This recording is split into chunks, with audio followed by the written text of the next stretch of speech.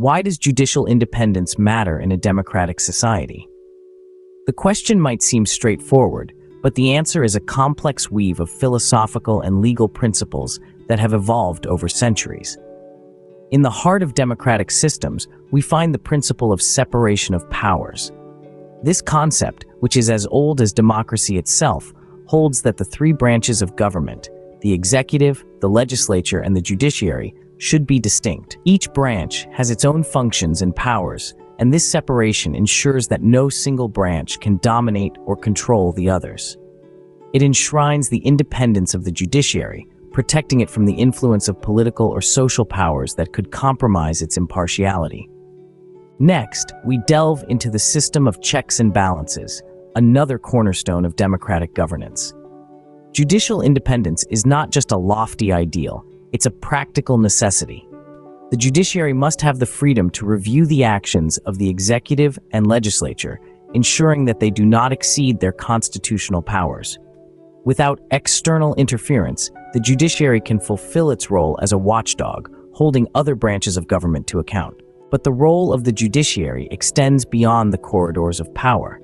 This brings us to the rule of law, a principle asserting that everyone, from the most humble citizen to the highest government official, is subject to the law. Independent judges are the sentinels of the rule of law, ensuring that laws are applied fairly and without bias. They hold the government to account, protecting individual rights and freedoms from potential abuses of power. However, judicial independence does not mean that judges are above the law or beyond scrutiny. This brings us to our final principle: democracy and accountability.